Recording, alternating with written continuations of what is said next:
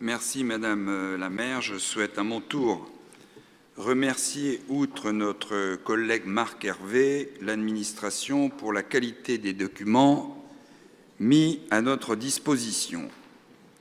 Il est bien, s'agissant du budget de la ville, donc d'un acte très politique, d'Honoré Boileau, qui revendiquait d'énoncer clairement ce qui se conçoit bien, et d'ajouter qu'ainsi les mots pour le dire vous viennent aisément.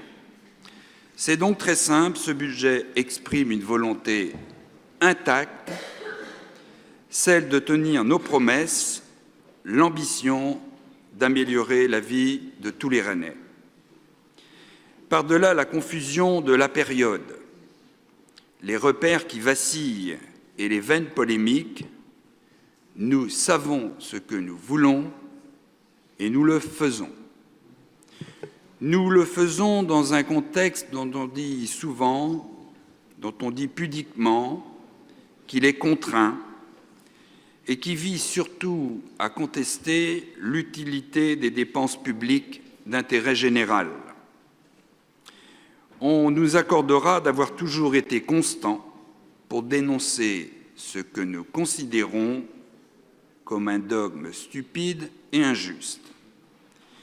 Il s'appuie sur une évidence distillée en permanence dans la pensée des gens, celle du renoncement à l'égalité et au progrès.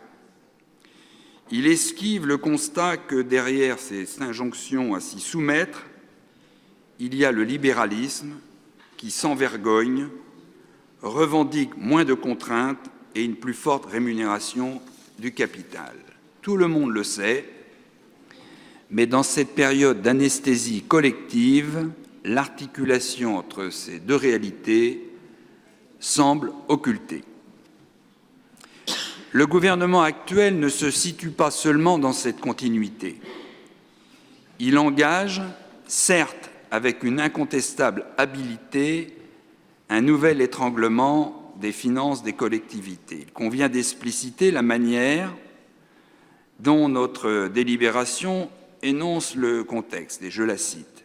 La ville sera amenée à passer un contrat qui sera négocié avec le préfet en vue de maintenir le niveau des dotations versées par l'État. En contrepartie, il sera exigé le plafonnement de l'évolution des charges de fonctionnement à 1,20%, le fameux capage.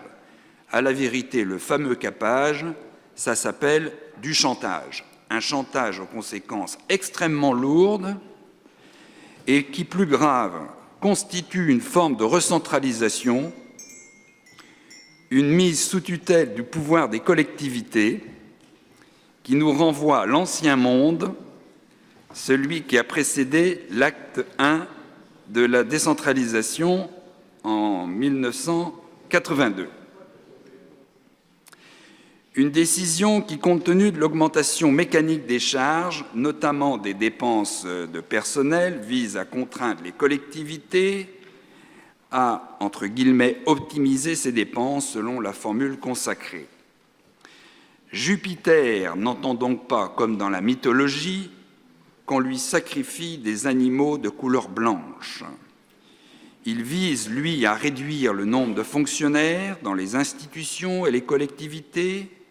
Ces fonctionnaires, figure idéale du bouc émissaire, coupables de tous les maux associés au gaspillage de l'argent public. À la vérité, toutes les politiques publiques sont visées, celles qui permettent de conforter le principe d'égalité des droits et d'accès à des services dans notre pays. Nos concitoyens, dont on doit admettre qu'ils tombent parfois dans le piège des évidences martelées, n'acceptez pas, dès lors qu'on entre dans la traduction de ces principes, qu'on réduise le nombre de policiers, de balayeurs, d'infirmiers et de tant d'autres, totalement indispensables à la cohésion de notre société. Ajoutons que l'orientation gouvernementale a déjà conduit nombre de collectivités à réduire leurs investissements car elles considèrent qu'elles n'auront pas les moyens d'en assurer les charges de fonctionnement. Nous, à Rennes, n'entendons pas renoncer ni à nos principes, ni aux engagements que nous avons pris. Nous, la gauche rennaise, nous ne nous égarons pas, nous ne nous déchirons pas. Avec lucidité et détermination, nous maintenons le cap de nos ambitions dans une continuité très éloignée de la morosité et de l'austérité. Il est bien de souligner que notre ville, bien au-delà des seules ressources que nous mobilisons, notre ville entre dans ce que vous avez qualifié, Madame la maire, de nouvelle décennie rennaise. Il n'est pas anodin de constater que dans un calendrier relativement court, la LGV est arrivée et que très prochainement nous disposerons d'une nouvelle gare. Le chantier du métro avance bien et sa mise en service sera accompagnée d'une réorganisation intelligente de nos déplacements, tous modes confondus, pour laquelle une vaste concertation va être engagée. Le centre des congrès a déjà une notoriété au moins nationale et plus de 50 000 personnes ont déjà eu le bonheur et la fierté de le visiter. Plus de 60 000 personnes, me souffle ma voisine de gauche, ont déjà eu le bonheur, donc ça fait 10 000 de plus, qui ont eu du bonheur et de la fierté. Cette appropriation populaire règle définitivement les critiques qui n'ont pas manqué de s'exprimer, parfois par quelques-uns de mes amis, sur une supposée réalisation au bénéfice exclusif des privilégiés. Par ailleurs, 500 millions d'euros seront investis dans la construction d'un nouveau centre hospitalier et la même somme servira à la rénovation de grande ampleur de nos quartiers. Nous avons commencé de mettre en œuvre cette transformation et nous allons continuer. Chacun a le droit, Monsieur Cressard, au meilleur de la ville, et les habitants sont au cœur de ce projet. Ils ne sont pas des pions sur un plan masse et nous ne jouons pas au Lego. Nous ne réparons pas à la marge, Monsieur Lebrun. Nous voulons renforcer la présence des services publics, Monsieur Cressard. Nous voulons y fixer des entreprises. Nous voulons des commerces bien tenus, des espaces publics requalifiés. Nous voulons livrer de nouveaux équipements pour les associations. Nous voulons que chaque personne, chaque enfant, puisse disposer de droits à l'éducation étendue, de droits à la culture et au sport aussi. Tout ce que nous le faisons pour toutes et tous, toujours. Nous voulons réussir et ce budget montre que nous nous en donnons les moyens. Toute la ville, tous les habitants, tous les quartiers profiteront des décisions que nous prenons.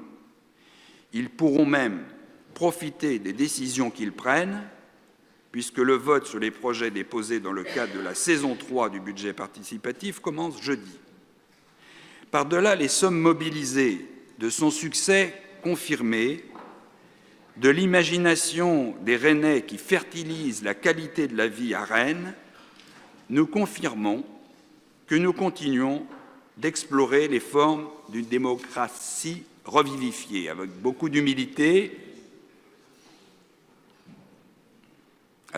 d'humilité, il faut s'exposer au risque de l'échec, mais quand ça marche, il est bien de le reconnaître, et c'est le cas. Notre collègue Marc Gravé a largement décliné le contenu de notre budget par mission, ainsi que certains d'autres de nos collègues. Il est utile de souligner que leur déclinaison renvoie toujours à notre attachement à la solidarité et à l'égalité. L'articulation entre la confortation de ces principes traduits en actes et la vitalité économique de notre ville constitue une indication précieuse pour l'avenir, un atout évident pour Rennes. Il est nécessaire de dire que face aux turbulences, nous continuons de privilégier l'éducation, la culture, les moyens consacrés aux associations comme des priorités et conscient de cette singularité, s'appuyant sur la persistance d'une histoire et d'un idéal politique, nous avons récemment manifesté ce soutien en renouvelant pour une durée de 6 ans les conventions avec un certain nombre d'équipements et d'associations rennaises. Notre budget exprime une forte conviction, celle de tenir bon, celle d'aller de l'avant, et c'est un budget de gauche. C'est dit. Merci. Merci, Monsieur Puil.